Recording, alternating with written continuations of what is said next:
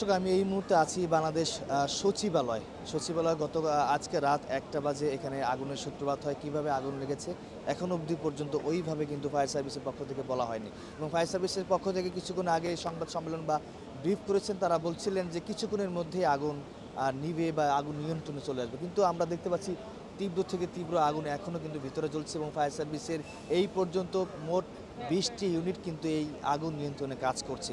এবং এখানে একজন নিহত হয়েছে, ফায়ার সার্ভিসের একজন কর্মী তিনি নিহত হয়েছেন এবং একজন আহত হয়েছেন, তার পা কেটে গেছে। এবং যতটুকু জানা গেছে এই মুহূর্তে বাংলাদেশ সচিবালয়ের 1 নম্বর গেটে বাংলাদেশ সেনাবাহিনীর সদস্যরা খুব কঠোর অবস্থানে রয়েছেন।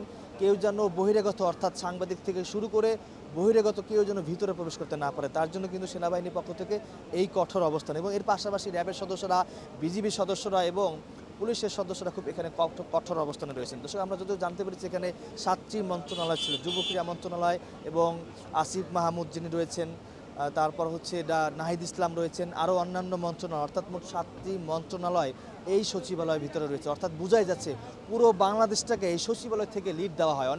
অনেক সাধারণ মানুষ বলছিলেন যে এটা পূর্ব পরিকল্পিত, ভারত থেকে এই ষড়যন্ত্র করা হচ্ছে, এমনটি কিন্তু সাধারণ মানুষ আমাদেরকে জানাচ্ছিলেন। ফায়ার সার্ভিসের পক্ষ থেকে যেটি বলা হয়েছে কিছুক্ষণের মধ্যে তারা ব্রিফ করবে এবং কিভাবে কি আগুনের সূত্রপাত হয়েছে এখন অবধি পর্যন্ত বলা যাচ্ছে না। কিছু ধারণা করা হচ্ছে যে বৈদ্যুতিক তার থেকে বা যে কোনো একটা ইলেকট্রিক দিক থেকে আগুনের সূত্রপাত হয়েছে, এমনটি কিন্তু ফায়ার সার্ভিসের পক্ষ থেকে বলা হচ্ছে।